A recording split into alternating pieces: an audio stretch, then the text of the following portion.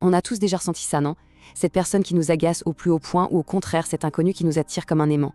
Et si tout ça, ce n'était pas un hasard? Et si c'était en fait des messages, des miroirs qui nous renvoient une image des recoins les plus secrets de notre être? Voilà, c'est exactement la question qu'on va explorer ensemble.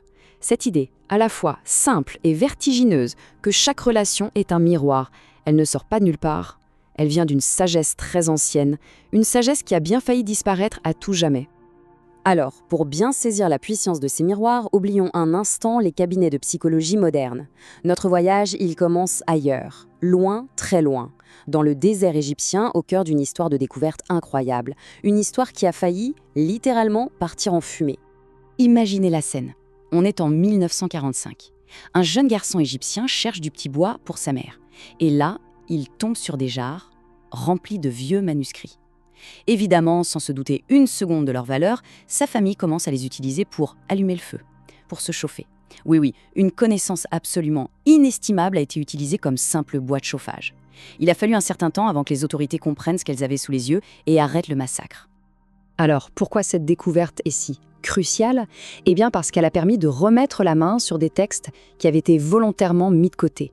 Il faut savoir qu'au IVe siècle, l'empereur Constantin a fait retirer pas moins de 43 livres du canon biblique original. 43, c'est énorme. Ça a complètement changé la face des enseignements qui étaient accessibles à l'époque. Et justement, parmi ces trésors sauvés des flammes, qu'est-ce qu'on trouve? Des enseignements incroyables attribués à une communauté qu'on appelle les Esséniens. C'étaient des guérisseurs connus pour leur vision très avancée du lien entre le corps, l'esprit, l'univers.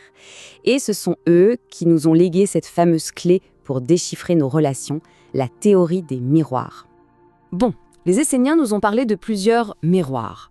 On va commencer par le premier, le plus direct, celui qu'on croise tous les jours sans forcément s'en rendre compte, c'est le miroir de l'instant présent. Cette phrase, qu'on trouve dans les textes retrouvés, est une introduction parfaite. En gros, elle nous dit on est capable de déchiffrer des choses complexes, comme le ciel ou la terre, mais on passe à côté de l'essentiel, ce qui se passe juste là, maintenant.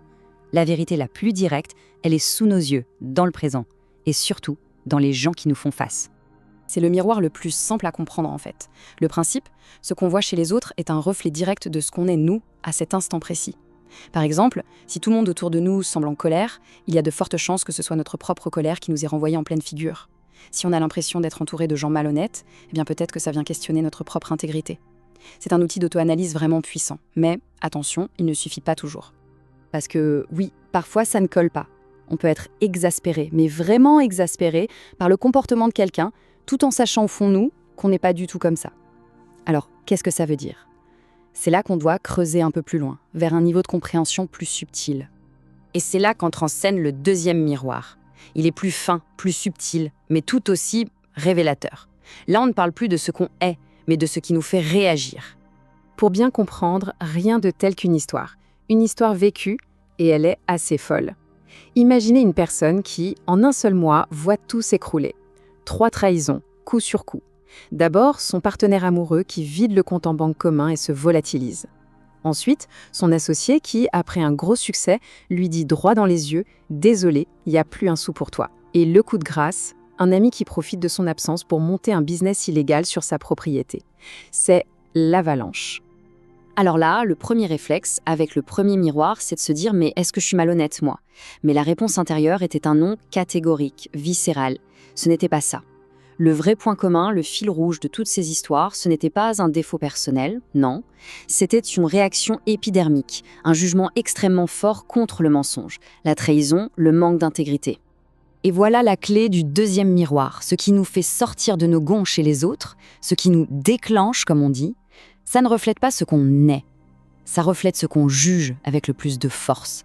C'est comme si la vie nous mettait sur notre chemin des personnes qui incarnent précisément ce qu'on déteste le plus, encore et encore, jusqu'à ce qu'on arrive à lâcher prise sur ce jugement, à neutraliser cette charge émotionnelle. Donc, pour résumer, la différence est limpide. Miroir numéro 1, ça reflète ce que je suis. Miroir numéro 2, ça reflète ce que je juge. C'est vraiment la nuance qui change tout pour comprendre pourquoi certaines personnes nous insupportent à ce point. Ok, ça explique ce qui nous repousse, ce qui nous irrite. Mais, et l'inverse? Qu'est-ce qui se passe quand on ressent cette attraction folle, presque magnétique, pour un parfait inconnu? parfois même quand on est déjà très bien dans sa vie, dans son couple. D'où ça vient, ça? Cette question nous amène tout droit au troisième miroir. Et celui-là, il est peut-être le plus profond, le plus touchant.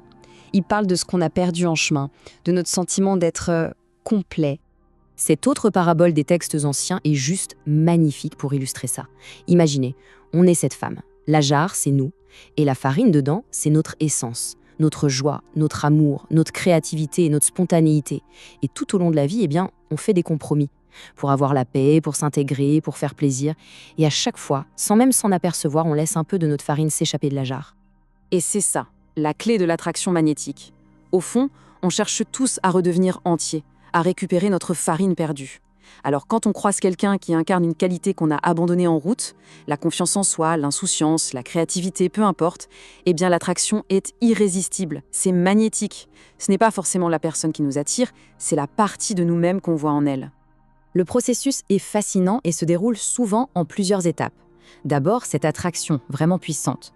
Ensuite, au lieu de la juger ou de foncer tête baissée, on peut se poser la question « qu'est-ce que cette personne possède que j'ai l'impression d'avoir perdu ?» Et là, souvent, il y a une prise de conscience. On reconnaît cette part de soi. Et en la réintégrant, en se la réappropriant, l'attraction intense s'estompe. Ça ne veut pas dire que l'amour ou l'affection disparaît, pas du tout. Ça veut dire que la relation a joué son rôle, elle nous a aidés à nous retrouver, à nous réparer. Alors, ces 3 miroirs sont déjà incroyables, non? Mais en réalité, ce n'est que la partie visible de l'iceberg. Tout ça s'inscrit dans quelque chose de bien, bien plus grand. Parce que ces interactions, elles n'arrivent pas par hasard, dans le vide. Elles laissent penser qu'on est tous connectés, comme par un champ invisible, une sorte de toile cosmique qui relie nos vies.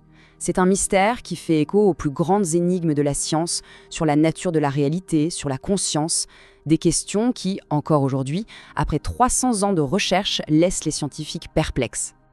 Au final, ces 3 miroirs nous donnent une grille de lecture complètement nouvelle de nos vies. Le premier nous montre qui on est, là maintenant. Le second, ce qu'on juge avec force. Et le troisième, ce qu'on a perdu en chemin. Chaque personne qui croise notre route devient un guide potentiel pour nous retrouver. Alors la grande question qui reste, c'est celle-ci. Si nos relations sont une carte aussi précise, aussi intelligente pour nous ramener à nous-mêmes, de quel mystère encore plus grand tout cela fait-il partie ?